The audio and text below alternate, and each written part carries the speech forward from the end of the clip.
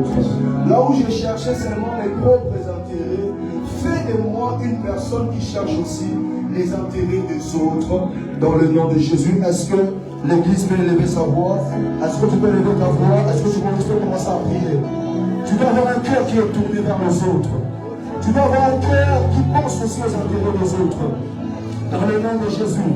Dans le nom de Jésus. Dans le nom de Jésus. Père de gloire, change mon cœur. Père de gloire, change mon cœur. Père de gloire, change mon cœur. Père de gloire, change mon cœur. Père de gloire, change mon cœur. Père de gloire, change mon cœur. Père de gloire, change mon cœur. Père de gloire, change mon cœur. Donne-moi un cœur qui est tourné vers les autres. Donne-moi un cœur qui est tourné vers les autres. Bien-aimé, élève ta voix, prie.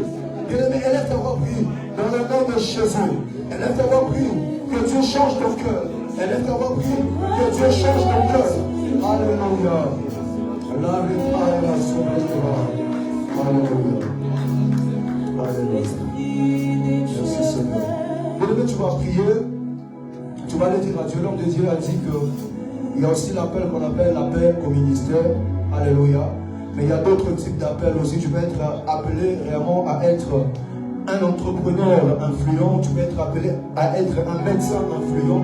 Tu vas aller dire à Dieu, Seigneur, montre-moi mon couloir d'appel. Toi qui t'attends encore, toi qui ne sais pas réellement dans quel domaine, dans quelle direction l'Éternel t'appelle. Demande à Dieu qui te montre la direction de ton appel. Élève ta main, commence à prier. Dans le nom de Jésus. Dans le nom de Jésus. Dieu bien-aimé, s'il te plaît, je viens prier. Dans le nom de Jésus. Père éternel, montre-moi la direction de mon appel. Montre-moi la direction de mon appel. Montre à un jeune la direction de son appel. Dans le nom de Jésus. Dans le nom de Jésus. Dans le nom de Jésus. Montre à un jeune la direction de son appel. Révèle à tout un chacun. Oh Dieu bien-aimé, tu ne nous as pas appelés en bas sur la terre. Mais tu nous as appelés enfin à accomplir une bonne œuvre, une bonne œuvre que tu as préparé pour nous d'avance, afin que nous puissions le pratiquer aux yeux bien-aimés. Que chacun vraiment sorte d'ici avec le but de sa venue sur terre dans le puissant et précieux nom de Jésus. Alléluia. Honoré, honoré. Est-ce qu'on peut acclamer très fort pour Jésus? Est-ce qu'on peut acclamer très fort pour Jésus?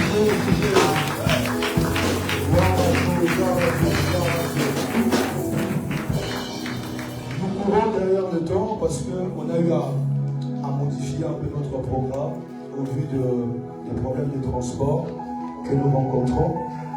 Là, on va passer à une étape très importante. C'est une étape dans laquelle nous avons nos bien-aimés d'Asra qui nous ont préparé quelque chose. Avant d'écouter la deuxième portion de la journée, la deuxième portion de la parole de Dieu de la journée, nous allons passer à un moment avec Asra. Mais avant de passer à ce moment, j'aimerais un peu appeler notre coach Chrissy. Est-ce qu'on peut appeler notre coach Chrissy? Ah, les jeunes, est-ce qu'on peut appeler notre coach Chrissy? Coach Chrissy! Sauf la salle avec la chanson de Fijal. Les filles, venez s'il vous plaît. Venez l'accompagner. Est-ce qu'on va acclamer le Seigneur pour elle? Amen, amen. Amen. Est-ce que vous avez aimé déjà l'enseignement qu'on a reçu? Je ne suis pas convaincue de votre amen. Amen. Amen. Alors, on va relancer encore une fois le chant parce que je pense que pas tout le monde le connaît. Donc voilà, on va relancer le chant. Je vois qu'il y a des nouvelles personnes qui sont venues entre-temps. Il faut savoir qu'à la Sierra, nous, on a un hymne parce que nous sommes des jeunes assoiffés de Dieu. Amen. Des jeunes assoiffés de Dieu. Ah, dites plus fort, des jeunes assoiffés de Dieu. Jeunes assoiffés de Dieu. J'aime ça. Donc on va faire quoi? Conférence. Jeunes assoiffés de Dieu. Conférence. Jeunes assoiffés de Dieu. Conférence. Jeunes assoiffés de Dieu. Conférence. Jeunes assoiffés de Dieu. Conférence. Jeunes assoiffés de Dieu. Jeunes assoiffés de Dieu. Conférence. Jeunes assoiffés de Dieu.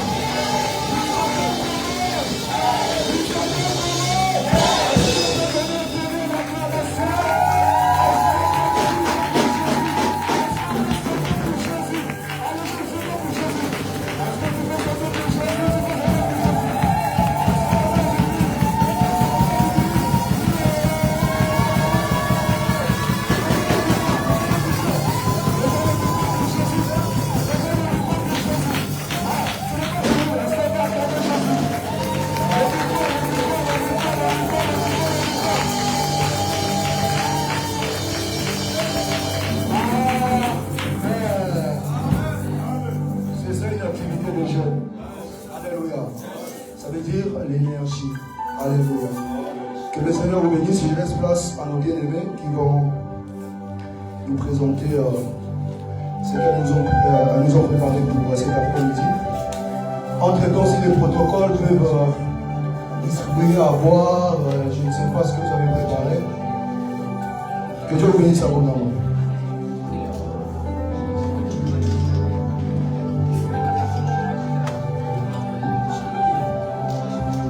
Donc bonjour à tous et bienvenue à cette deuxième édition de la CEJAD, la conférence des jeunes assoiffés de Dieu. Donc nous ici nous sommes l'équipe Asra. Donc Asra c'est quoi? C'est un média chrétien que l'on produit de nous-mêmes, qui est sur YouTube en podcast, qui s'appelle Appelé, Sauvé, Racheté, Adopté par Dieu à travers le Seigneur Jésus-Christ. Et donc je m'appelle Ketia, je suis la directrice créative et artistique de Asra. Et j'ai 18 ans, donc je suis très jeune. Voilà. Je laisse vous montrer.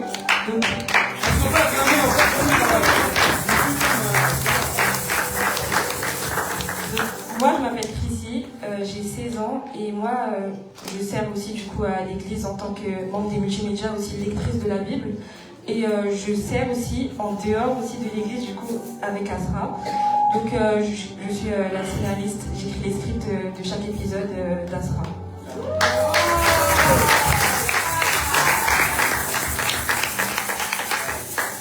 Moi, je m'appelle Ivania, je suis aussi partie de Asra. Et je suis aussi à l'église, je suis dans l'équipe multimédia et je gère les réseaux du groupe.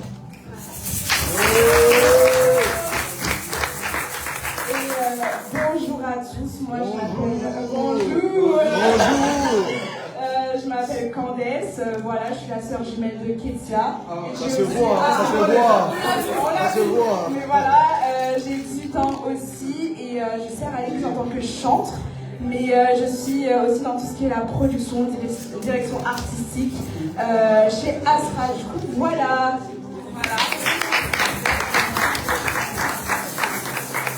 Donc, Asra est venu aujourd'hui à la CEJAD, la conférence des jeunes assoiffés de Dieu, parce que le thème aujourd'hui de cette conférence, c'est le moment d'agir. On voulait vous montrer en étant ici que même en étant jeune, on peut agir, que ce soit à l'église et en dehors de l'église. Comme on a prêché aujourd'hui, il y a différentes voies par lesquelles le Seigneur nous appelle. Et Asra a été une des voies par lesquelles le Seigneur nous a appelés pour développer encore plus de dons dans nos vies. Donc on le remercie grâce à ça. Merci Seigneur.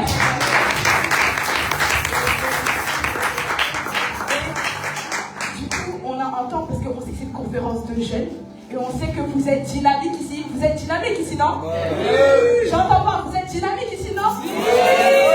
Okay. Et comme vous êtes dynamique, on vous a proposé quelques petites activités. Voilà, interactives. Donc, tout le monde va participer. On attend la participation de tout le monde, etc.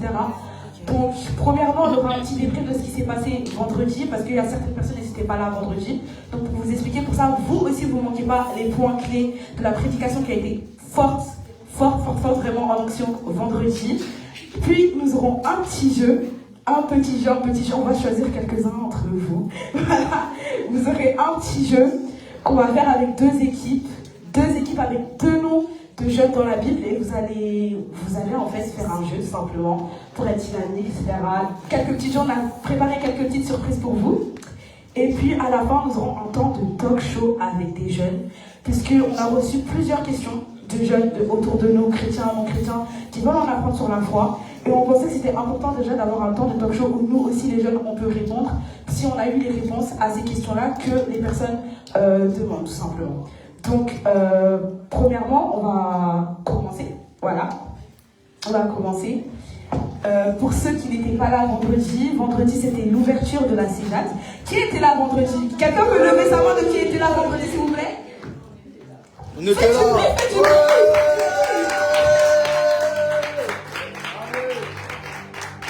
Donc, vendredi, c'était l'ouverture de la CEJAD, de la conférence des jeunes assoiffés de Dieu.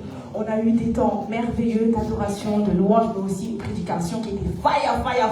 Yes. Voilà, une prédication qui nous a bougé. Et il y a plusieurs points de cette prédication pour ceux qui n'étaient pas là, parce qu'on ne veut pas vous laisser en suspens, que vous ratez une prédication qui nous a béni, que vous venez savoir que ça ne vous bénissait pas. Donc on a eu plusieurs points. Donc la prédication de vendredi a été prêchée par le pasteur Wilfred qui est ici. Le pasteur Wilfred, est-ce que tu peux lever la main?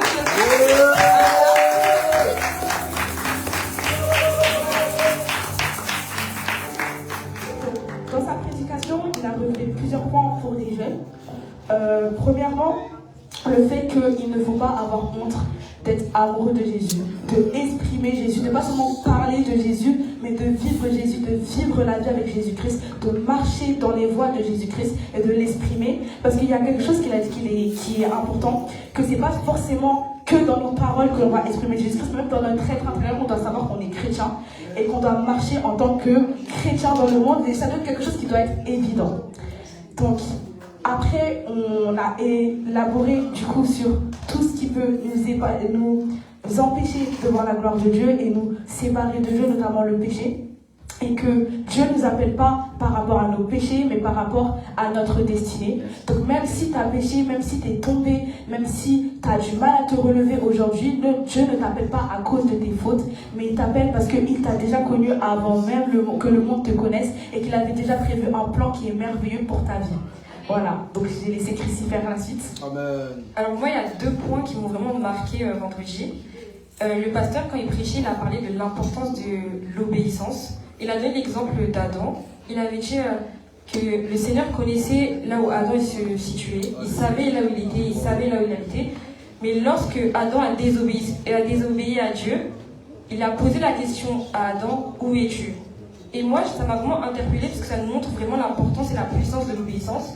Qu'en obéissant à Dieu, c'est là où le Seigneur va savoir là où on est. Et c'est à cause parfois de la désobéissance qu'on perd de vue le Seigneur. Et donc le Seigneur ne nous abandonne pas, mais c'est nous, on se cache à cause de la désobéissance. Alléluia.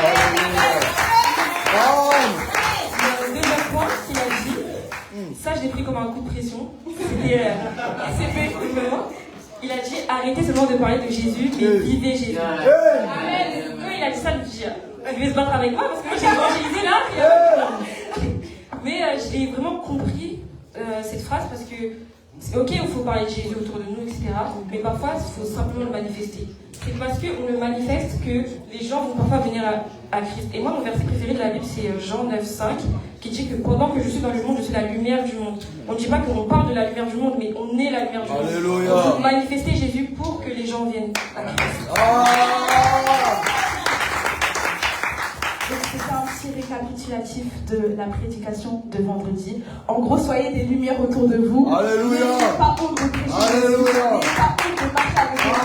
N'ayez pas honte de faire des choses pour lui. N'ayez pas honte d'être jeune à sa vie de Dieu. N'ayez pas honte d'être enflammé pour Jésus. Dans votre monde, même si cette génération est contradictoire par rapport à cela, n'ayez pas honte de marcher à Jésus et continuez de le prêcher, continuez de vivre avec lui, continuez d'être en communion avec le Saint-Esprit et vous apprendrez toujours de lui. Voilà.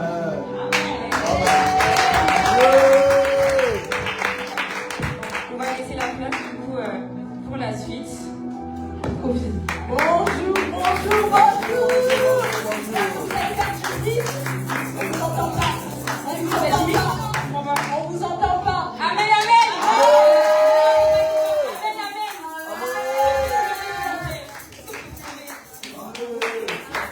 va acclamer pour le Seigneur. On va acclamer pour Jésus. On va acclamer pour le Seigneur. On vous entend. On vous entend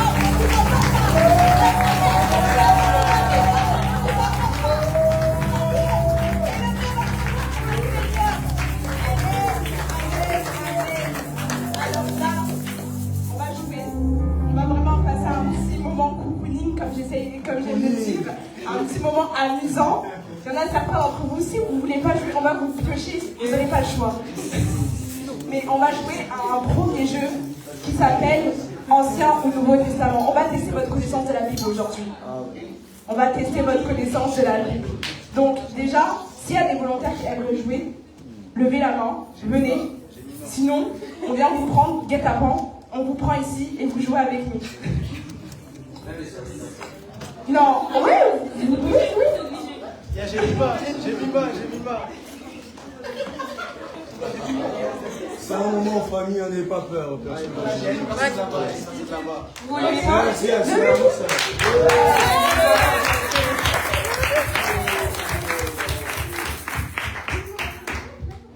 J'ai mes mains. Il nous faut deux autres personnes. Arrêtez de fuyer le regard, surtout derrière là. Ne fuyez pas le regard. C'est un tige.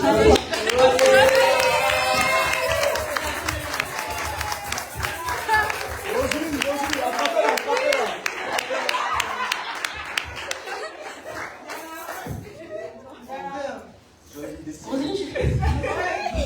Là, toi, tu parles beaucoup bien.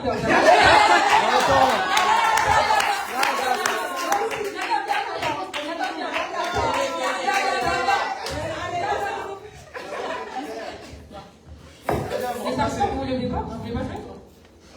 On vous laisse la place au jeu. Vous avez plus d'énergie? On n'a plus d'énergie. Vous êtes censé être jeune, hein? Vous êtes censé être jeune, hein? Ah! On fait une compétition contre eux. On joue contre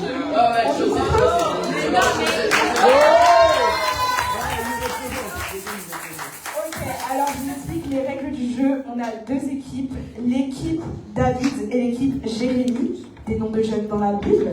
Et on va faire 3 jeux, 3 manches. Le premier jeu, Ancien ou Nouveau Testament. On va tester vos connaissances de la Bible. J'espère que vous êtes confiants. Voilà.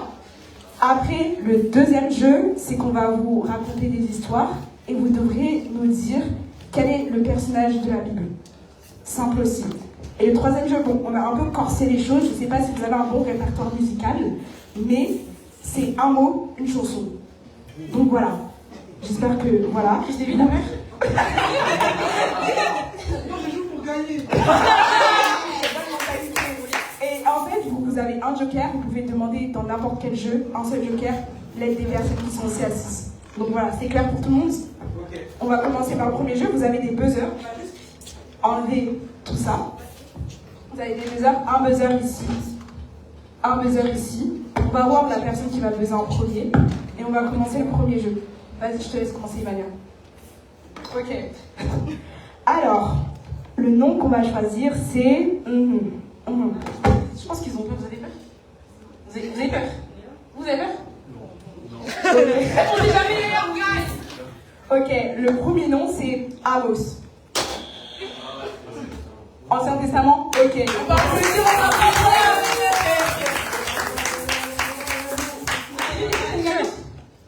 Non, je crois pas. Ok. Faut pas tricher, merci. On a oublié de vous dire, quand vous faites un cri de guerre.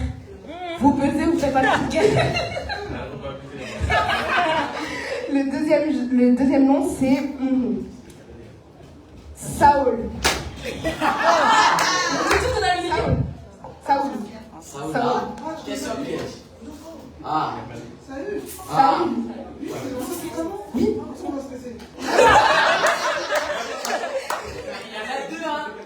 C'est quelqu'un qui a remis des noms et des livres. Non. Il y a deux seuls, Il y en a deux. oui, mais après, ça se prononce pas la même façon.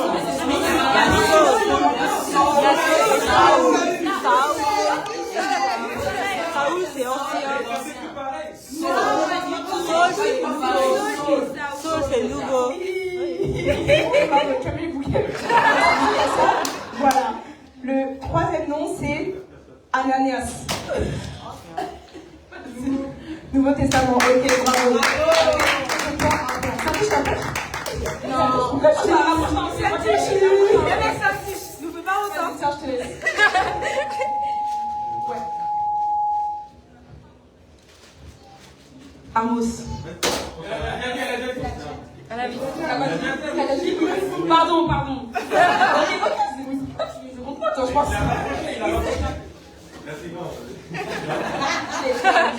Non, là, non. Alors, titre. Nouveau. Oui.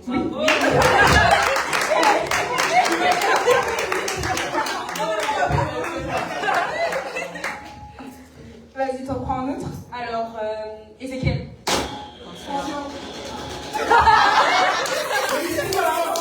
Pardon. Les buzzers sont sensibles. Pardon. J'en prends un? Ok. Là, on va aller plus vers les femmes et tout.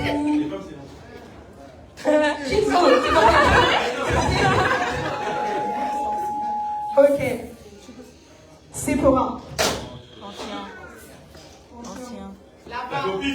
Là-bas. Est-ce que vous savez qui a besoin en premier? Vous avez lu? Ici? Ok. Est-ce que ta réponse c'était quoi? Ancien Testament? Ok, c'est bien. C'est un petit chanteur.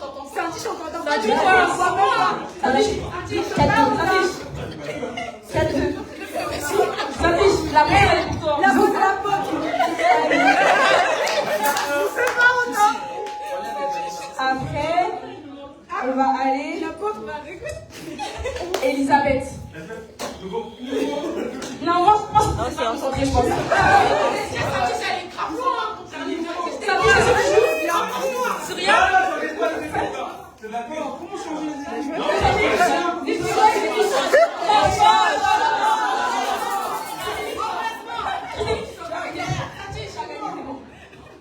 Ok, on va aller.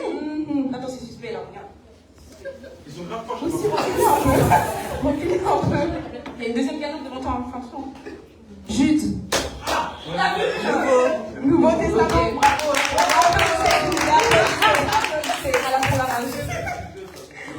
Ok, simple.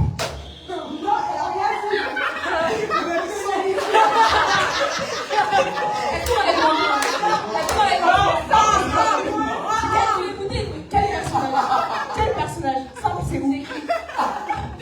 Simple, c'est où? Simple. Ah. Ok, Genèse. Doucement, la Ancien Testament. On a dit l'amour. Ok, là on va faire le dernier. Dernier avant l'autre jeu. Dernier avant l'autre jeu. Il va casser Ok, Philémon.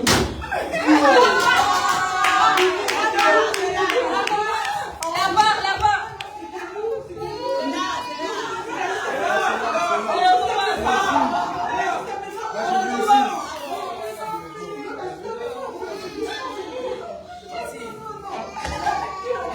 Je regarde. Ok, Non, il y en a un bas en fait. C'est pas grave. en bas. C'est Souria, on a là-bas. C'est Souria. Ok. Ah, ça fait.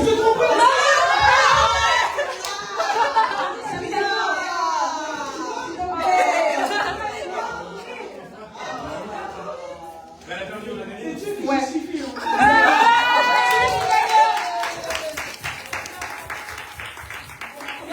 Ouais, il y a un autre jeu.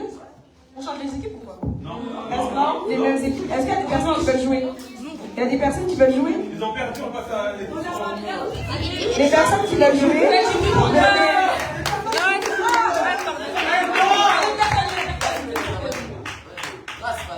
Nathan, tu fuis. J'avais pas joué. Nathan, tu joues. Là, tu fuis.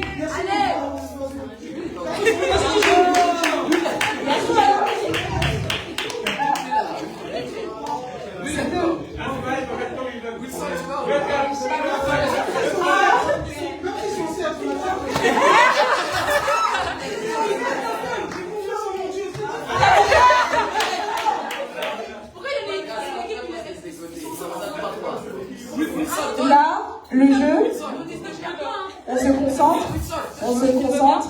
1, 2, merci. Là, le jeu, c'est on va vous raconter des histoires et vous devrez nous dire quel est le personnage de la Bible. Elle a enlevé les lunettes, c'est sérieux. Ok. T'as le truc des histoires? Je te fais. Prenez le temps aussi de vous concerter entre vous. Qui va parler, qui va écouter les questions?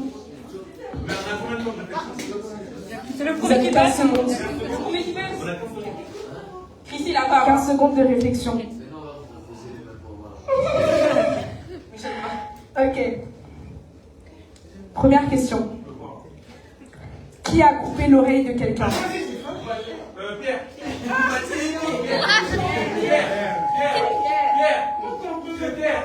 Elle a besoin en premier. Elle a besoin en premier. Elle a besoin en premier.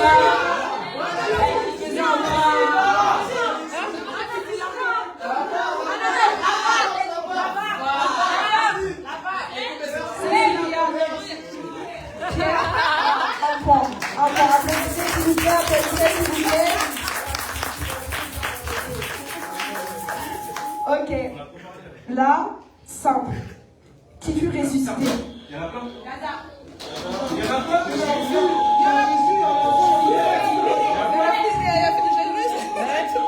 C'est son réponse. Non, mais arrêtez.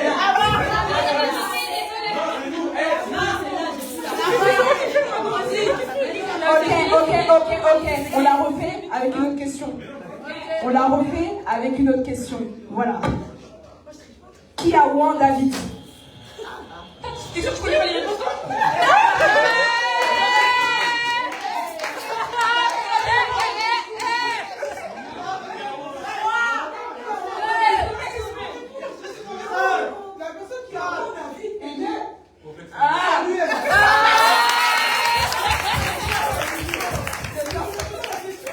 La prochaine fois, on vous donne 15 secondes. 15 secondes. 10 secondes. Ok. Qui a été vendu par ses frères? Ok, ça fait 2-1.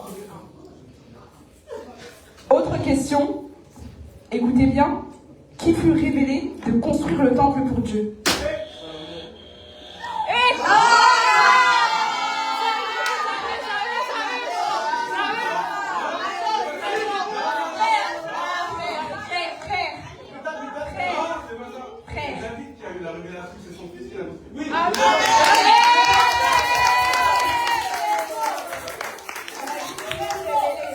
Qui fut révélé? Écoutez bien les questions, s'il vous plaît. 3-1. Ok. Qui est... Attention. Qui est le roi qui a tué Jean-Baptiste? 1, 2, 3. Ça eux. C'est ça? Ah, ok.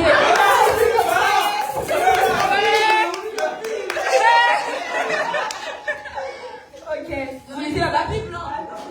Non, là, c'est trop. Ok, question un peu plus corsée. Question un peu plus corsée. C'est ça. Ouais. C'est lui qui a donné ça.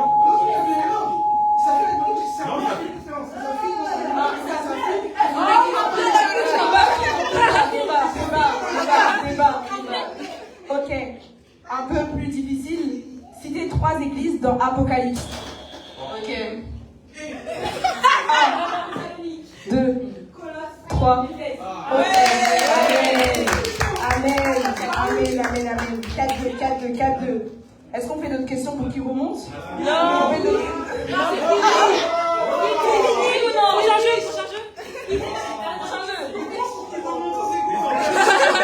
Faut leur donner la chance. Parce qu'il y a notre jeu. Deux autres questions. Là, c'est donné un. Si vous ratez A, c'est ça votre dos. Ça, c'est votre dos. Ok. Qui est le roi qui aimait Daniel? C'est pour eux, c'est pour eux. Elle n'a pas fini la question.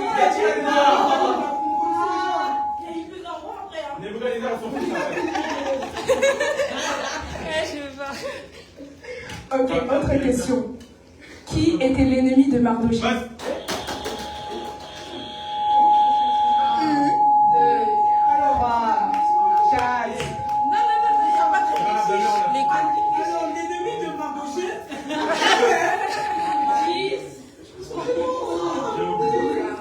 13.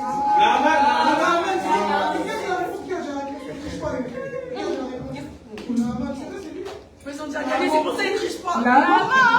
Ok. C'est pas ça. C'est pas ça. Est-ce que vous avez la réponse? L'ennemi de Mardochée.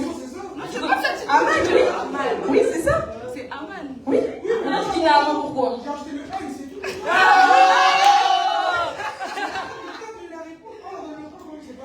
Non, ils sont là. Mais trop un. Du coup, c'est fini. Il y a les deux parties. Bah oui. Ok, on va jouer au dernier jeu. Soyez concentrés. Applaudissez, s'il vous plaît. Applaudissez. Je vous entends pas. Vous êtes vraiment timide pour les jeunes. C'est bizarre. Est-ce que vous êtes assoiffés de Dieu? Amen. Est-ce que vous êtes assoiffés de la communion fraternelle? Alors pourquoi vous n'êtes pas dynamique là? Pourquoi vous n'êtes pas dynamique? Applaudissez encore une fois. Je vous entends. Amen. On va jouer au dernier jeu qui est un mot, une chanson. Un mot, une chanson. Christelle, tu connais ça? J'avoue, on a raté, hein. Elle est partie. Tu veux faire? Est-ce que vous voulez changer Rien sur le livre? Non,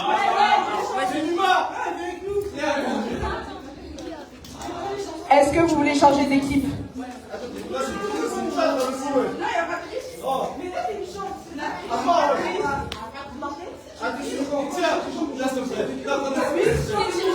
Non. Elles connaissent. Allez, on y va, là, c'est bon. Allez-y. Ok, On se dépêche. chanson. Le premier mot c'est enfant. Je suis enfant de Dieu. Non, c'est pas ça. C'est pas la même chose.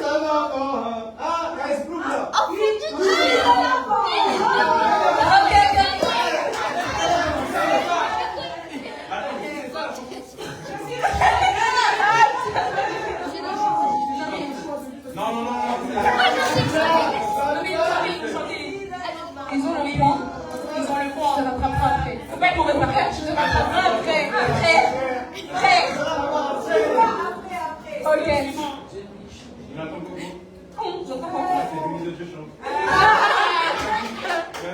Deuxième chant.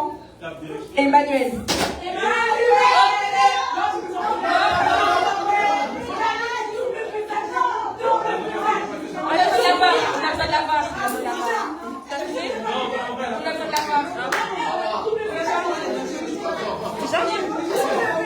Les filles, soit. Là-bas, c'est Charlie. C'est Charlie. Ok. Là-bas, c'est maman. Exactement. C'est quoi la chanson? Non.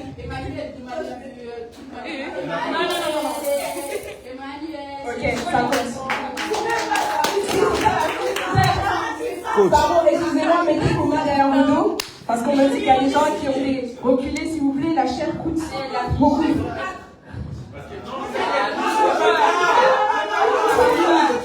Charlie.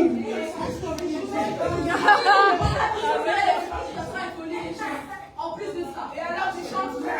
Ah oui, c'est d'accord. Ok. Ok, d'accord. Ok. Les mains derrière le dos. Le troisième mot, épouse. Hey, doucement. Vous allez casser les buzzers. Ok. Ça fait 2-1. 2-1. Vous voulez pas remonter? Ah bon?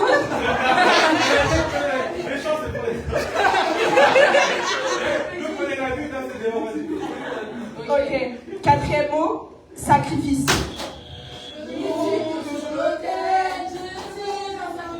Si tu veux, non?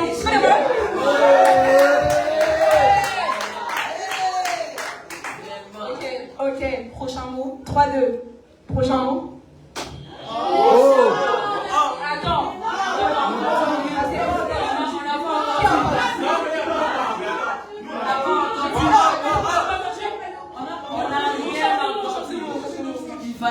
Toi, tu privilèges ta scène.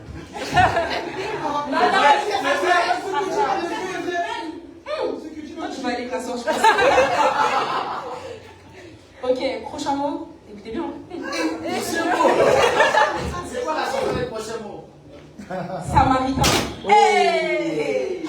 C'est la condition, hein?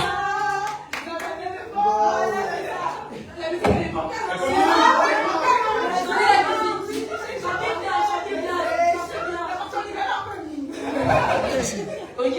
C'était combien? Ok. 4-2. Ok. Non, attends. Vous 4. Ouais, 4-2. Derrière les mains. Ok. Nouvelle chanson. Témoignage.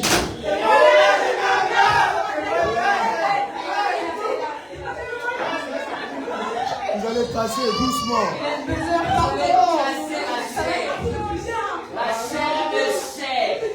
Est-ce que quelqu'un là-bas? C'est réuni. Je crois que c'est... Ok. Ça fait 5-2.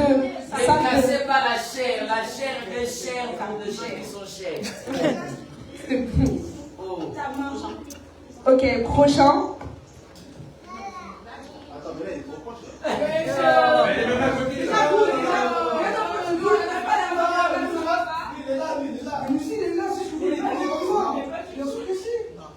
J'ai mis la compétition, hein?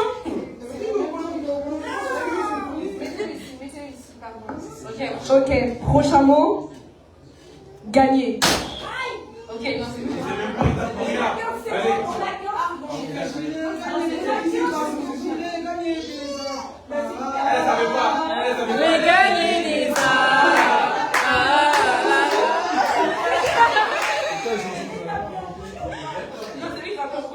Ok. C'est une chanson qui existe. Oui, c'est une chanson qui existe. C'est la personne à l'inventer. Je suis pas convaincue. C'est quoi la théorie? C'est qu'il n'y a pas de musique qui existe, il faut aller plus loin. À la maison. Ok. Il nous reste deux mots. Prochain mot, sans.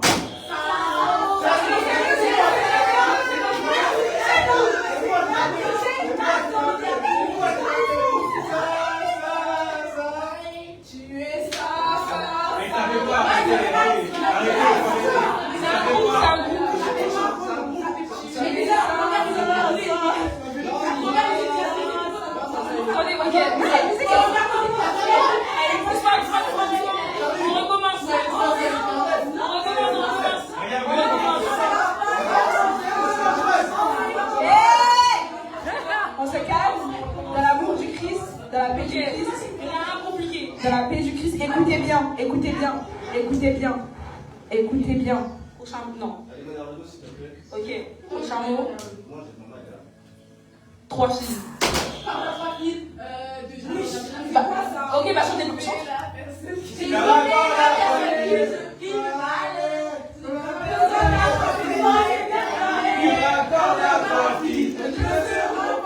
Si je t'avais vu, ça va de l'autre côté.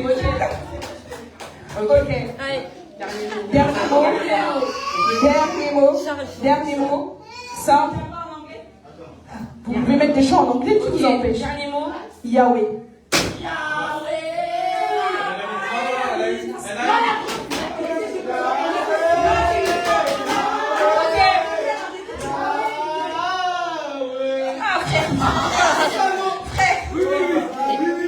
Mais si ça existe. Mais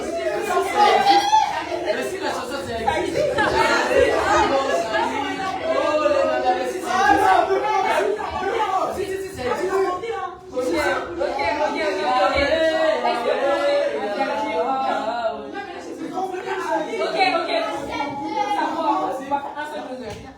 Voilà, on gagne. Juste pour dernier, un seul mot.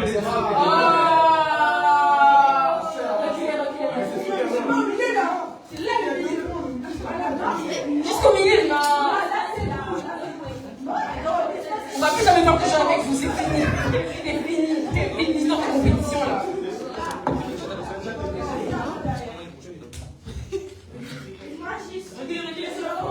Casser la chair. Faites attention à la chair, s'il vous plaît. Merci beaucoup. Ok. Le dernier mot, c'est. Ok. Dernier mot, c'est. Oh, j'ai même pas dit le mot. Info. Charlie. Charlie.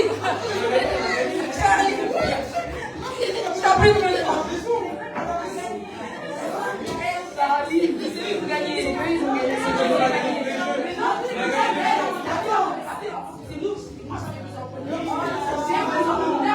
Mais il n'y a pas de place au débat. Je dis les scores. Ils ont gagné ce jeu, mais dans l'ensemble des jeux, cette équipe elle a gagné. Voilà.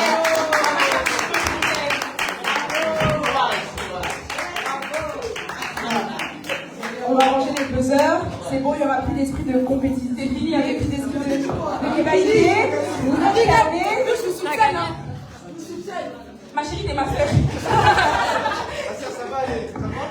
On va passer au moment des questions. Alors, il faut savoir que Asra, avec la jeunesse de l'église de la Voile éternelle, on a posé quelques questions à plusieurs jeunes qu'on connaissait, qui connaissaient la foi, ceux qui ne connaissent pas la foi, par rapport au fait d'être jeune et chrétien. Et qu'est-ce que ça veut dire? C'est le moment d'agir. Donc, on a plusieurs questions. On a une petite boîte à questions. On aimerait bien que vous puissiez aussi donner votre avis par rapport à ces questionnements-là. Donner aussi ce que vous avez appris dans votre foi, dans votre marche individuelle avec le Seigneur. Et vraiment aider aussi les personnes qui peut-être nous regardent, qui sont peut-être ici, par rapport aux questionnements qu'ils avaient. Donc voilà, on va commencer par plusieurs questions qui sont ici.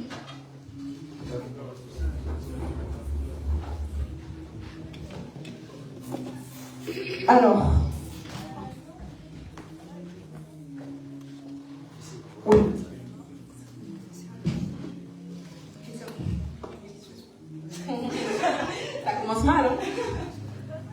Ok, bon, de tête, je sais à peu près les questions. Je vais commencer par la première question. Il y a plusieurs personnes qui ont commencé à demander qu'est-ce que ça veut dire d'être chrétien et comment on peut marcher dans la foi en tant que jeune. Voilà, donc s'il y a des personnes qui veulent répondre à cette question, je regarde tout le monde, je ne dis personne. Mais s'il y a des personnes qui veulent bien répondre à cette question-là pour aider nos frères et sœurs qui sont dans certaines phases de leur vie où ils se questionnent par rapport à cela, j'aimerais bien que vous puissiez prendre le micro, vraiment vous exprimer librement. Il n'y a pas de débat, il n'y a pas de sujet tabou. La question c'est qu'est-ce que ça veut dire d'être chrétien et qu'est-ce que ça veut dire en fait de marcher dans la foi en tant que jeune. Voilà. Il n'y a personne qui veut répondre. Ah, n'hésitez pas à venir, il y a des chaises pour vous ici. Hein. Franchement, n'hésitez pas à venir. C'est encore en tant que jeune, c'est vraiment légal, c'est chill. Franchement, n'hésitez pas à venir.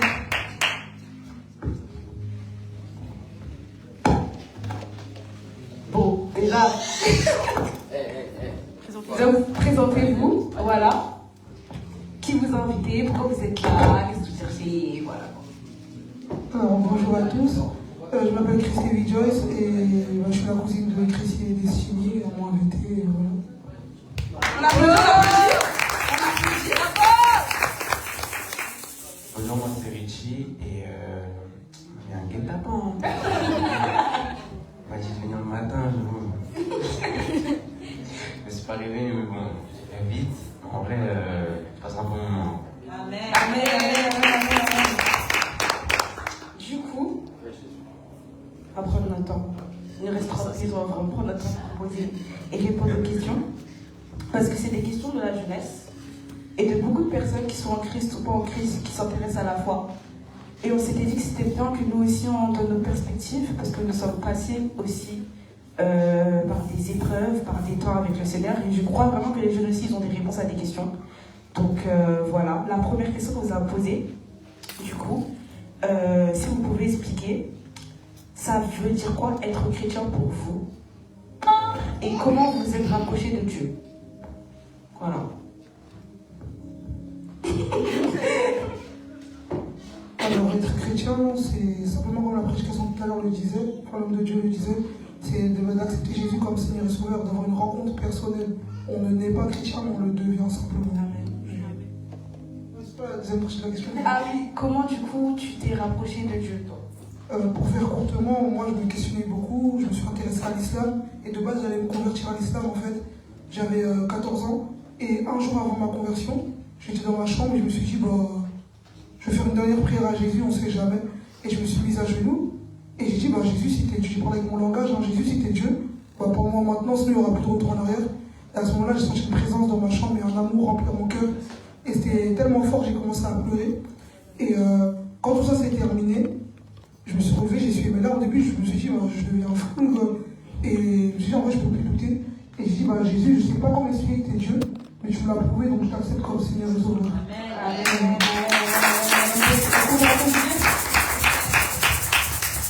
pense que j'ai dit. Moi, je dirais être chrétien, pour moi, c'est vouloir aussi suivre. Ensuite, en fait, c'est comprendre ce qu'il a fait pour nous. Et ensuite, en fait, quand on plonge en fait dans les Écritures, c'est que on ressent l'amour en fait qu'il y avait à travers les textes. Je pense qu'on voit en fait que Jésus il prend la croix en fait pour nous. En fait, il prend pas toute simple croix. Il prend plein de choses en fait. Et ce qui est fort, c'est que il prend une croix pour nous, mais c'est nous-mêmes qu'on insulte, on flagelle, mais il meurt quand même pour nous en fait, pour nous donner une nouvelle alliance. Donc pour moi, quand je lis ça, je me dis ouais. C'est l'amour de Dieu. Et pour moi, en fait, ça revient aussi un peu avec Christy, qu'elle a dit, moi, en fait, je voulais pas me baser sur ma famille parce qu'elle est chrétienne. Moi, je me posais beaucoup de questions. Je me disais que peut-être l'islam, c'est la vérité, le bouddhisme, c'est la vérité. Donc, quand j'ai prié, j'ai dit Dieu de la Bible, Dieu du bouddhisme, Dieu de l'islam, révèle-toi. Et sauf que, quand à ce moment-là, Dieu s'est révélé, il y avait comme un amour en fait, et cet amour-là, j'ai ensuite discerné en lisant des Écritures. J'ai lu le Coran aussi, mais j'ai pas trouvé cet amour-là qu'il y avait, et je me disais, mais c'est bizarre. Et c'est en lisant la Bible que je suis tombé sur le passage comme l'homme de Dieu a pu dire tout à l'heure, Jean 3,16, car Dieu a tant aimé le monde, qu'il a donné son Fils unique afin que quiconque en lui ne périsse pas mais ait la vie éternelle, à travers ce texte-là, quand on va en profondeur, on ressent l'amour en fait. Et pour moi, c'est ça qui m'a fait en fait comprendre que Jésus est bien Dieu et Jésus est la vérité en fait.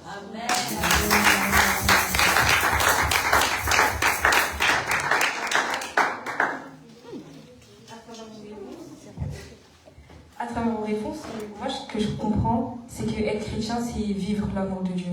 On voit vraiment l'amour de Dieu après le reste.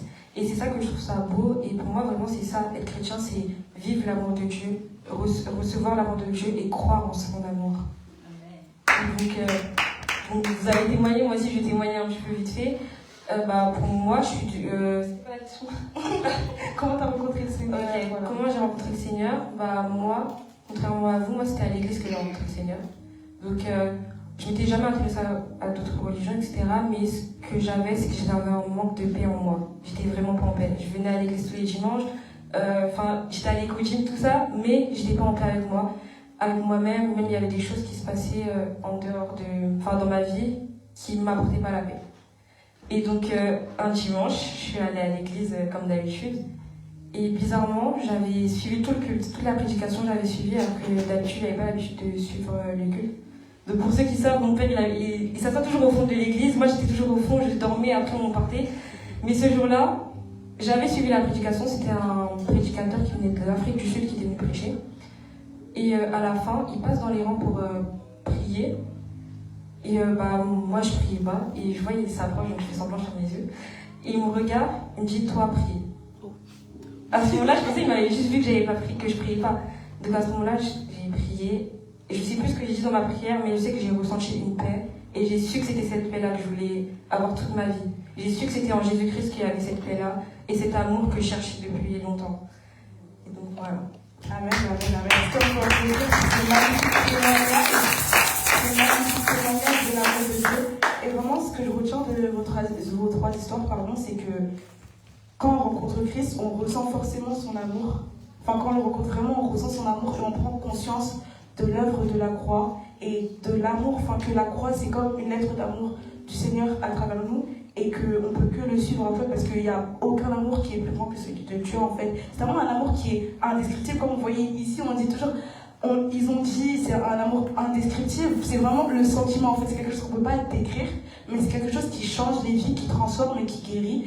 Et qui va guérir aussi la jeunesse, je crois vraiment, dans notre génération, et qui peut guérir plus d'un aussi ici, si vous ne l'avez pas encore expérimenté, ceux qui nous suivent aussi.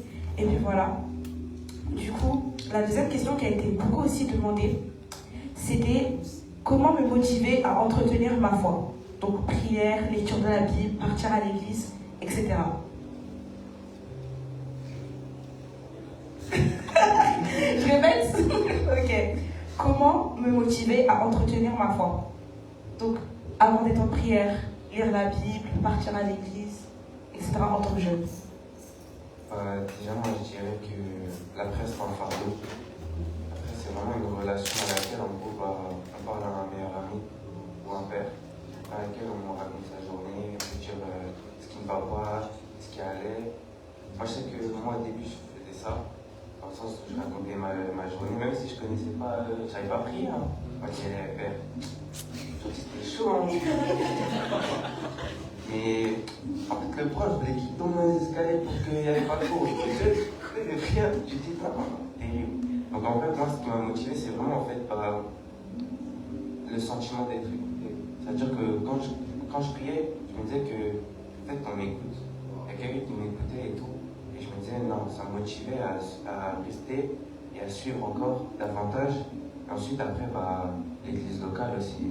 L'église, c'est vraiment très important parce que ça permet aussi de recevoir une parole pour ta vie et tu te dis, waouh, moi, combien de fois je partais à l'église et tcha, les paroles qui sont venues comme ça sur moi et tout, je me dis, tcha, non, comme Dieu, il a vu ma vie ou quoi. Après, je dis, tcha. Et vraiment, moi, je dirais vraiment ça à l'église locale. Et vraiment, en fait, prendre l'importance de dire que la prière, c'est pas un fardeau, mais vraiment, comme tu peux parler à cœur ouvert et tu seras écouté. Amen. Amen, amen.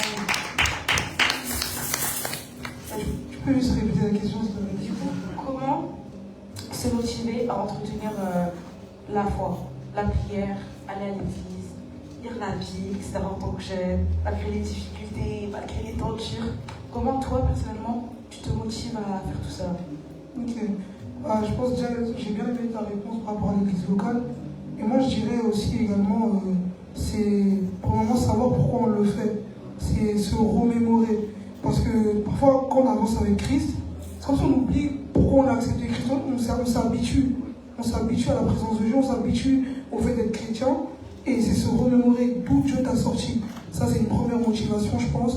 Et également, comme il a eu à le dire, l'église locale, lui, par les enseignements, ça peut t'aider, mais également les frères et sœurs, ça aide. L'entourage joue beaucoup. Et on connaît tous ce verset qui dit que les mauvaises compagnies corrompent les bonnes mœurs. Mais si les mauvaises corrompent, alors les bonnes, ça fait quoi? C'est ça la question. Et donc, si tu as des bonnes compagnies autour de toi, des personnes qui prient, des personnes qui jeûnent, etc., forcément, tu auras envie d'imiter. Et même si tu n'as pas envie, tu vas le faire parce que les personnes le font. Mais au début, tu vas le faire pour ça. Après, tu vas comprendre pourquoi tu le fais, tu vas vraiment le faire d'un cœur sincère. Donc moi, je pense vraiment que c'est oui, l'église locale, les enseignements, l'entourage, également se remémorer pourquoi je le fais, simplement. Je vais rajouter à cela. Un petit peu comme Richie l'a dit, la prière, c'est pas un fardeau. C'est vraiment pas un fardeau. Et moi, je pense que tout le monde a une certaine manière de prier. Par exemple, moi, je connais des gens, leur prière, c'est faire des dessins. Leur prière, c'est écrire des chansons. Leur prière... Enfin, tout le monde a un type de prière qui est personnel à Dieu. Et il y a quelque chose que j'aime dire, c'est qu'on dit souvent que, du coup, on est des offrandes à Dieu, qu'on donne un bon parfum pour le Seigneur. Mais il y a un parfum spécifique que le Seigneur il demande de nous, et c'est peut-être pas le parfum que tout le monde fait autour de nous. Donc vraiment, je recherchais à... Quand on dit vraiment connaître personnellement le Seigneur, c'est vraiment rechercher. Personnellement, c'est quoi ma relation avec lui? Personnellement, qu'est-ce qu'il veut que je fasse pour lui? Personnellement, qu'est-ce qu'il aimerait que je fasse pour lui? Qu'est-ce qu'il aime en fait? Qu'est-ce qu'il aime pas? Comment il veut passer du temps avec moi? Comment il veut pas passer du temps avec moi? En fait, le Seigneur, c'est vraiment votre Père. Il faut vraiment avoir l'image d'un père en fait, que quand un père veut passer du temps avec ses enfants et veut les éduquer, il veut grandir avec eux, il veut partir au parc avec eux, il veut manger avec eux, etc. De la même manière, le Seigneur veut passer du temps avec vous tout le temps. Et du coup, pareil pour l'église, se motiver à aller à l'église, franchement, moi je dirais que c'est important déjà de comprendre pourquoi l'église elle est créée. De comprendre c'est quoi l'église, de comprendre vraiment la révélation de c'est quoi l'église. Moi personnellement, au début, quand j'étais petite, j'aimais pas y aller à l'église. J'aimais pas y aller à l'église, on va pas mentir ici, c'est le cas de beaucoup de jeunes. Franchement, c'est le cas de beaucoup de jeunes. Mais je suis là, gloire à Dieu, je suis là aujourd'hui, je suis gloire à Dieu. Voilà. Mais c'était mon cas. Et quand j'ai changé d'église, au début, j'aimais pas du tout. Mais il a fallu que je comprenne l'importance de l'église et surtout qui est Jésus. Et c'était pas dans cette église actuelle, mais c'était quand je suis partie à un moment donné dans l'église de ma tante. Et je suis partie toute seule et nos parents ils nous laissaient toute seule, 2 fois par semaine, 3 fois par semaine, 1 fois par mois. Et c'est vraiment là que j'ai compris personnellement c'était quoi l'importance de l'église. Donc franchement, je dirais pour l'église, n'essayez pas de venir parce que les gens ils viennent. N'essayez pas de venir parce que vos parents ils vous obligent. Venez quand même parce qu'il y a des enseignements, etc. pour votre vie. Non, mais c'est important quand même de venir et de comprendre pourquoi l'église est bénéfique à votre vie. Donc voilà. Alors, prochaine question. Moi, c'est une question qui me tient un peu à cœur. Parce que je sais que c'est le cas de beaucoup de personnes. Donc, c'est comment arrêter de se comparer. Parce que je sais que moi, par exemple, je me comparais beaucoup à ma vie d'avant. Je me comparais aussi avec les autres chrétiens, etc. Donc, comment arrêter de se comparer en général, dans notre vie, etc.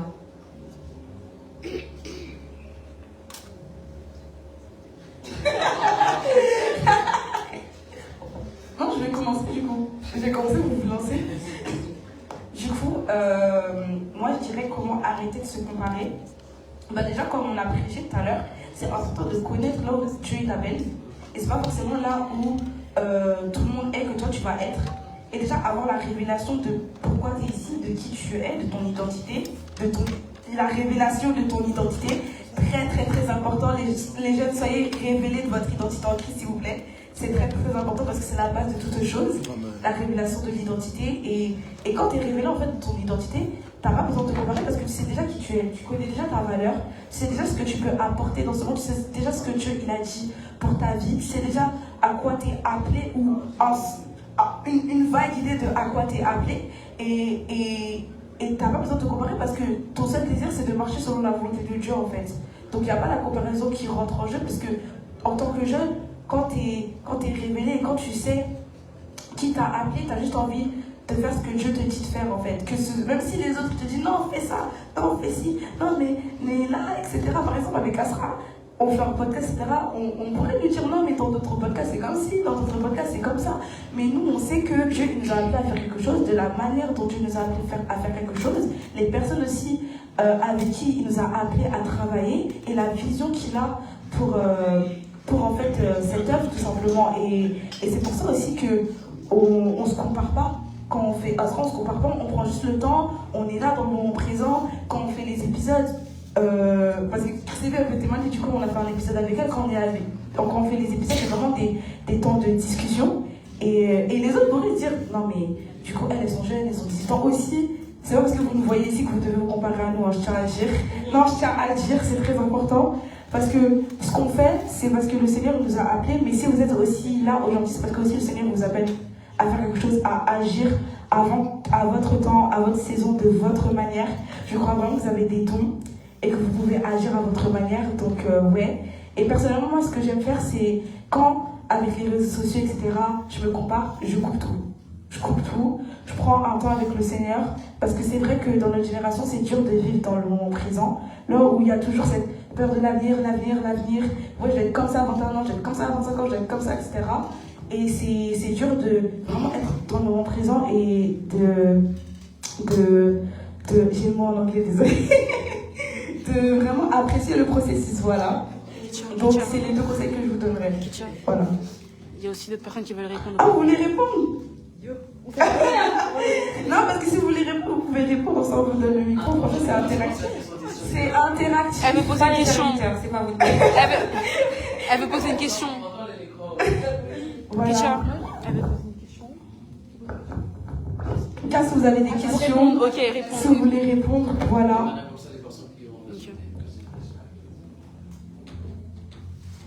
Je vais répondre du coup. Ça va être un témoignage, un parcours, tout ça. Juste pour compléter ce que Kétia dit. On attend. Que c'est vrai que pour éviter de se comparer, pour éviter de se comparer, il faut vraiment se dire qu'en mode la vie chrétienne c'est un processus et que il faut prendre l'exemple par exemple quand on est dans un collège ou au lycée. Tu ne peux pas arriver en 6e et directement passer en 5e année, en 5e ou 4e ou 3e. C'est-à-dire que l'élève qui est en 3e année, tu n'es pas à son niveau. C'est-à-dire que lui, il a fallu un temps pour qu'il puisse assister à des matières que toi, tu vas bénéficier plus tard. Pour moi, il faut se dire qu'en tu es une personne singulière. Enfin, la singularité de chaque personne, il faut se dire que Dieu nous a créé, quand Dieu a créé l'homme et la femme, la Bible déclare que c'est pas la poussière, je vais paraphraser, mais que chacun de nous a sa particularité et ce qui fait qu'aujourd'hui on se complète dans l'église. C'est-à-dire que même si tu viens de commencer avec le Seigneur, mais tu peux quand même apporter des éléments, des choses qu'une personne qui a fait 10 ans, 20 ans avec le Seigneur, tu peux apporter un plus. Donc quand tu es jeune et que tu viens de recevoir le Seigneur, tu vas commencer à te dire, ah ouais, un tel est jeune comme moi, mais elle fait plus, elle prêche, or que moi, je prêche pas. Non, tu sais que la personne, ça se trouve, la personne a commencé avec le Seigneur peut-être dès son jeune âge, à 10 ans, à 5 ans, elle a eu à comprendre des choses très très rapidement, et que toi, tu viens de commencer, tu ne seras pas forcément au même niveau. Donc c'est un processus, tu es en train d'apprendre, tu es en train de grandir, et voilà.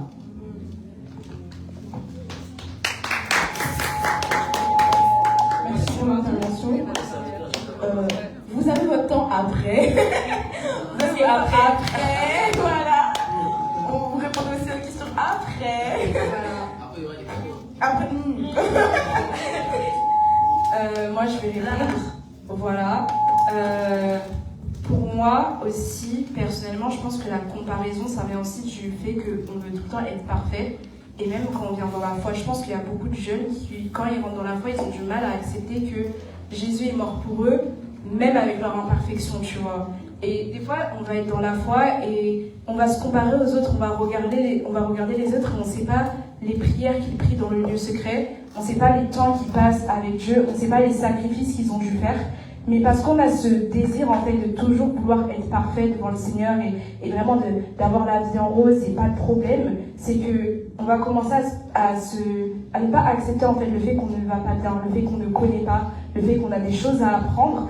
Et du coup, notre propre imperfection, on va un peu la contourner pour essayer de se créer une image parfaite de ce que c'est la vie chrétienne. La vie chrétienne, c'est pas une image parfaite. Il y a chacun qui a son chemin avec Dieu. Comme j'aime le dire, le Seigneur, il n'a pas dit vas-y, viens, suis-moi et je vais te faire un plan annuel avec toutes les choses que tu devrais faire par mois. Il a juste dit suis-moi. C'est-à-dire qu'il y a des fois où tu auras des phases où il y aura de la confusion. Il y a des fois où il y aura des phases où tu seras déçu parce que ce ne sera pas comment tu auras imaginé. Il y a des fois où il y a des phases où tu vas avoir l'impression de rien faire et que les autres autour de toi, ils font plein de choses pour le Seigneur.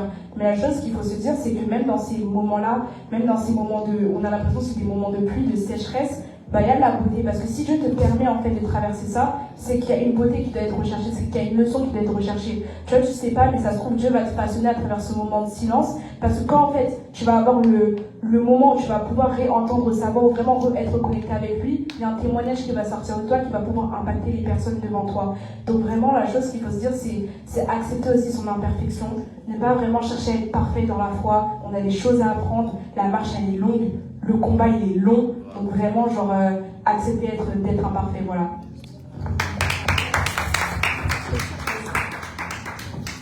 Déjà, j'ai vraiment aimé les réponses d'un chacun. Et moi, pour peut-être ajouter, j'aurais dit aussi également d'avoir les yeux fixés sur le Seigneur. Parce que souvent, quand la comparaison entre, quand les mauvaises pensées entrent, c'est parce qu'on n'a plus les yeux fixés sur le Seigneur. Et quand je parle de yeux fixés sur le Seigneur, c'est aussi être dans la parole de Dieu. Parce que là, c'est entre guillemets la bataille des pensées, pensée contre pensée. C'est-à-dire que comment tu vas répondre à une mauvaise pensée? C'est avec la parole de Dieu. Mais si tu ne connais pas la parole de Dieu, tu ne peux pas répondre, tu vois. Donc moi, j'aurais ajouté ça. Et même, j'ai eu la pensée à Jésus. Et Jésus, on sait qu'il a eu un ministère puissant, mais c'est les 3 dernières années de sa vie. C'est-à-dire qu'avant ça, c'est qui qu'on voyait? C'est Jean-Baptiste. Et vous imaginez si Jésus commence à se comparer? Ah, mais moi, je suis le fils de Dieu. Comment c'est lui qu'on voit et pas moi? Vous voyez? Alors que Jésus, là, a accepté son temps de préparation. Et après ces 30 ans, il a fait 3 ans de ministère, mais ces 3 ans de ministère ne vaut pas sont plus hauts que ceux que Jean-Baptiste a eu à faire, tu vois, en 3 ans seulement. Et parce qu'il a accepté de rester focus sur le Seigneur, sur sa parole, et de faire sa volonté. Et une dernière chose, c'est que, j'ai envie de penser, c'est que parfois, quand on se compare trop, on doit s'arrêter et se poser la question, je fais ça pour qui? Parce que je ne compare pourquoi? Si tu fais vraiment ça pour Dieu, tu ne vas pas te comparer. Moi, j'évangélise ça, pas besoin d'avoir le micro. Parce que je sais que je le fais pour Dieu. Quand tu veux le micro là, tu fais ça pour qui? Tu veux le micro pour toi-même, pour ton propre ego. Il faut être honnête avec soi-même, simplement.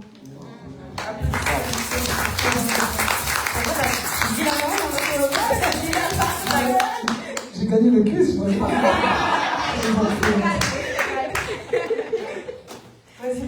Moi, en vrai, je rebondirais ce que tu as dit parce que c'est fort. Parce que si on regarde bien, en fait, Jésus, quand il arrive sur terre, d'abord, il se pose et il écoute les gens. Et pourtant, il aurait pu commencer direct son ministère, en fait. Mais, en fait, il n'a pas commencé directement son appel, il a écouté. C'est pour ça qu'à un moment, il y a une parole dans le monde qui est quoi à Jean-Baptiste? Il dit, en gros, il dit à Jean-Baptiste qu'en gros, parce qu'il a des paroles. Et quand il dit, changez vos attitudes parce que le royaume des cieux est proche. Mais Jésus aussi, il ressent encore cet enseignement, mais après. Et pourtant, Jean-Baptiste, il a sorti avant. Donc, il a repris l'enseignement de Jean-Baptiste. Alors que pourtant, Jésus est Dieu.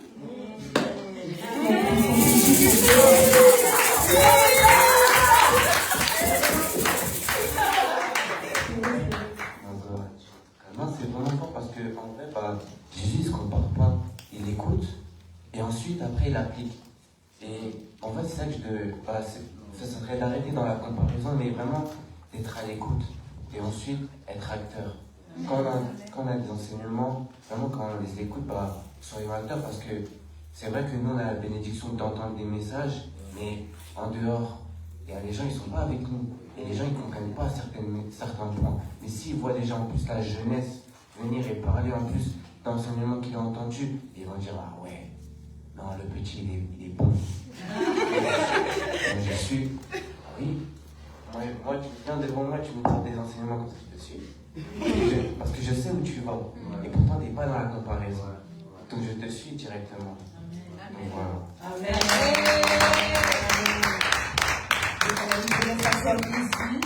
Franchement. Et je sais pas si c'était une dernière question, mais du coup, avant de poser une dernière question, vu qu'on a parlé d'action, on a parlé d'impact, ma question ce serait aujourd'hui, comment vous faites pour impacter votre génération? Qui commence? Il y a quelqu'un qui peut commencer dans le public? Non, en fait, je vais commencer si vous voulez. Moi, comment je fais pour impacter ma génération et agir, vu que le thème d'aujourd'hui, c'est le moment d'agir? Bah, déjà, servir à l'église, ça m'a permis d'agir d'une manière. Il faut savoir que moi, de base, mon service, vraiment, parce que je sais que je ne l'ai pas du tout choisi, je sais que c'était l'appel de Dieu. Moi, si ça aurait été mon service, je serais partie dans les multimédias. Franchement, je serais partie dans les multimédias et tout. Non, le service, il est là quand même. Mais voilà, Dieu m'a appelé dans les chantres, etc. Et à travers le service des chantres, en fait, je m'en ai appris beaucoup. Ce qui fait que les leçons que j'ai apprises dans ce service-là, je les utilise autour de moi, tout le temps. Après, l'autre manière, je dirais, c'est ne pas avoir honte de prêcher la parole partout où je suis. Partout où je suis, que ce soit à l'école, que ce soit au truc, que ce soit, vous pouvez parler à mes amis, franchement, moi mes amis, je les ai embêtés, on m'appelait la sainte, mais c'est vraiment que je partageais la parole. Si je devais avoir expliqué à 10 personnes en classe, mais vraiment j'avais pas peur de partager la parole, aussi d'aider, parce que c'est bien beau de partager la parole, mais c'est bien aussi d'apporter un suivi après aux personnes pour impacter. Moi je pense que le suivi c'est une étape très importante si on veut vraiment impacter nos générations. Et Asra, du coup, qui a été notre manière d'impacter, que le Seigneur nous a révélé et que je crois touche notre génération, que touchera des générations après nous, et même touche les générations avant nous, pour les inspirer aussi à faire de même pour le Seigneur. Et puis voilà.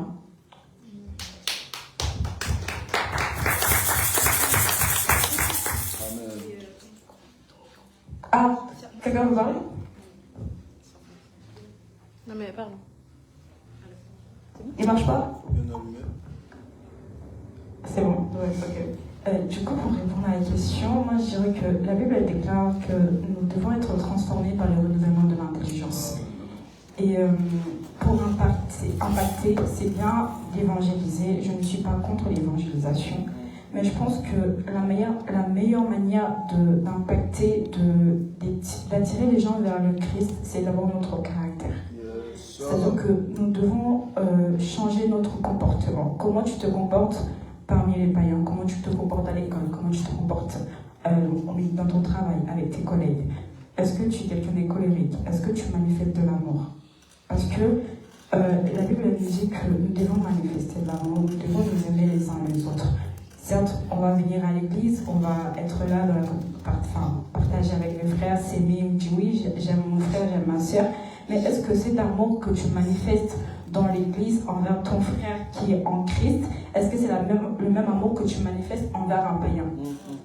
Est-ce qu'aujourd'hui, quelqu'un dans l'église t'a fait quelque chose, tu vas être capable de pardonner? Est-ce qu'une personne qui est en dehors de l'église, est-ce que tu vas être capable de pardonner de la même manière? Je pense que ça passe d'abord par notre transformation à nous-mêmes. On doit d'abord être transformé, notre cœur doit être transformé. Ensuite, notre comportement, que ce soit à l'école ou au travail, va forcément attirer les gens. Ils vont dire, ah oui, mais elle ne réagit pas de la même façon. Là où les autres vont réagir par la colère ou avec, vont être,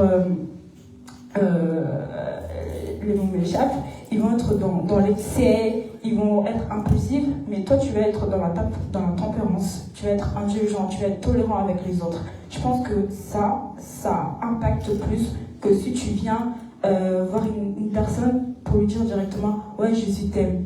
Lui dire « Ok, je suis même commode, je peux ressentir cet amour de Jésus. » C'est toi qui vas manifester cet amour de Christ envers cette personne, et cette personne va ressentir réellement que Christ l'aime. Alors, amen, amen, amen.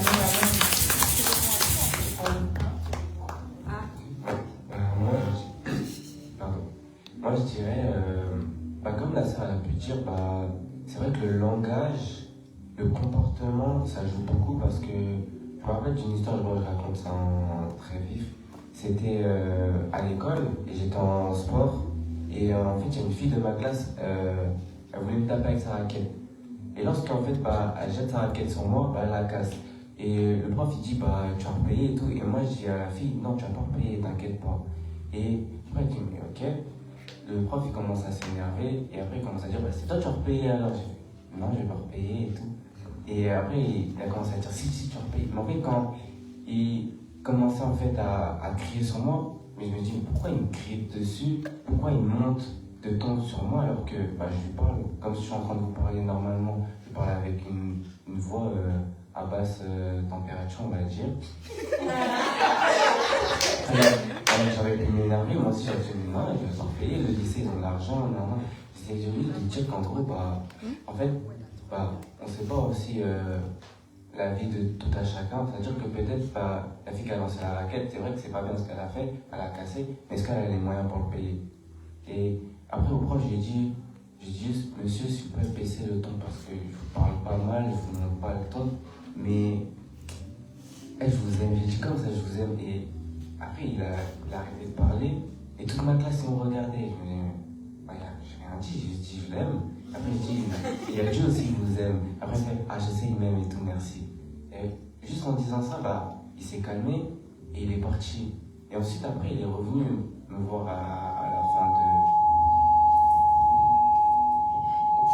Ça, c'est des attaques, ça. Et à la fin, il est venu me voir, il m'a fait merci en vrai parce que t'as gardé un bon ton avec moi, t'as pas monté le ton comme d'autres élèves ils l'auraient fait. Il me dit t'es vraiment un bon garçon. Il me fait après il me dit tu vas avoir une bonne femme toi aussi. J'y vais. Après j'ai dit.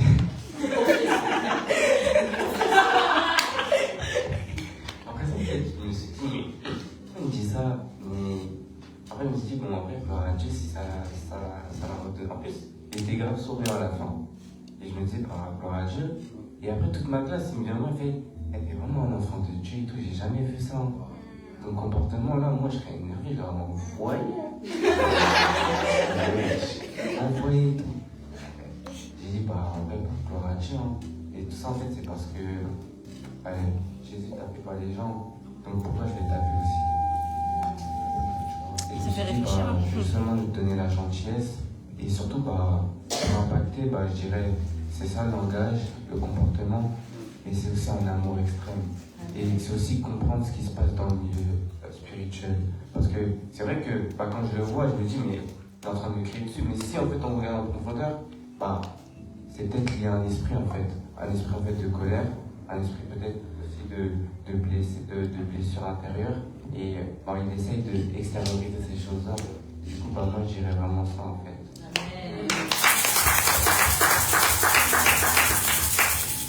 Pour ma part, je dirais déjà pour le comportement, je suis vraiment d'accord. Ça m'a rappelé un truc. Moi, une fois, en fait, c'était tôt le matin, je devais prendre le TGV, c'était tôt le matin, comme ça, j'avais mon sac et tout. Je partais avec mon équipe, on fait des missions hors de l'île de France. Bref, on partait, et du coup, j'avais mon sac, tout ça. Et c'était juste une journée, mais j'avais pas dormi chez moi, j'avais des affaires dans mon sac. Et il était 7h du matin, 8h. Et je marche et je vois une fille en mini, genre, dans le tram. Et il me faisait pas de froid. Et je la regarde en mode, il fait froid, quoi. Et je la regarde. Et l'esprit me dit, donne-lui tes vêtements. Ah non. En plus, là, je réfléchissais. C'était un jean comme ça que j'aimais beaucoup. Genre, je suis dit, comme par hasard, non. Du coup, je descends du tram, je marche. Et loin devant, Saint-Esprit me dit, donne-lui ton pantalon. Je veux pas. Je me dis, pourquoi tu m'as donné? C'est juste un pantalon, t'en as d'autres, c'est pas grave. Même si celui-là tu l'aimes bien, c'est vrai. Mais t'en as d'autres. Et par la grâce de Dieu, t'as les moyens de t'en racheter un autre. Vas-y, je troutine un peu, je la rattrape. Je lui dis, salut, ça va? Elle me dit, ah, ça va et toi? Je lui dis, ah bah, tu dois avoir froid, tiens, je te donne mon pantalon. Elle me regarde, elle me dit, pour de vrai? Je lui dis, bah oui, tiens, mon pantalon. Et elle me dit, ah, merci et tout. Et du coup, je la cache un peu pour qu'elle puisse se changer. Enfin, du coup, elle a le pantalon. J'étais pas de grand sur elle, genre, c'est bon, je regarde le pantalon. Et c'est tout bête, hein. Mais son cœur s'est ouvert et j'ai pu le voir de Jésus normalement. Et elle a commencé à se livrer à moi, qu'elle a grandi à l'église, qu'elle a été blessée par l'église, etc. Genre comme ça. Et pourtant, moi j'ai 23 ans, c'était l'année dernière, donc j'avais 22. Et c'était une fille, elle avait 27 ans. Alors. Mais elle s'est ouverte à moi, comme si c'était moi sa yaya, comme si c'était moi sa grande. Elle s'est ouverte à moi. Mais par une action, vous voyez, par une action. Donc c'est très fort ce que la sœur a eu à dire. Et peut-être pour ajouter, c'est quoi la question? Enfin, comment impacter la Bible a dit qu'il nous a donné le ministère de la réconciliation. Et une chose que moi j'aime beaucoup, parce que mon pasteur dit souvent, c'est que on ne sera pas tous appelés à prêcher à la chair ici. Toi ta chair elle est à l'école, toi ta chair elle est dans la rue. Et c'est une vérité, c'est que quand on est à l'église, tout le monde veut le micro, tout le monde veut en feu, mais dehors aussi il y a des hommes. Et l'impact c'est aussi annoncer l'évangile, c'est une vérité. Ça veut dire que moi, simplement, je vais régulièrement annoncer l'évangile, ou même des fois, je sais pas, exemple, des défis que je me donnais, des défis bêtes. Hein. À l'époque, mon église était dans le 9A, donc je prenais le RERD. Je me disais, bah, à chaque fois que je prends le RERD, il faut que j'évangélise au moins une personne dans le RER. C'est tout bête. Mais juste, j'annonce l'évangile. Et c'est pas annoncer l'évangile, se filmer, montrer. Parce que dans notre génération, c'est vrai qu'il veut beaucoup montrer. Parfois, c'est bien de montrer, voilà, pour donner l'exemple aux autres. Mais des fois, toi-même, tu sais, tu dois pas filmer, juste annonce. Arrête le match, juste annonce, parce que Jésus revient bientôt, c'est une vérité. Et voilà, simplement, je dirais. Alors, moi, ça me rappelle tout simplement la prédication d'hier. Donc, comme je l'ai dit tout à l'heure, la phrase de arrêtez de parler de Jésus, mais vivez Jésus. Pour moi, c'est juste ça, pour impacter, tout simplement impacter les gens, quoi. Il faut vivre Jésus. Donc, merci à tous pour ce temps.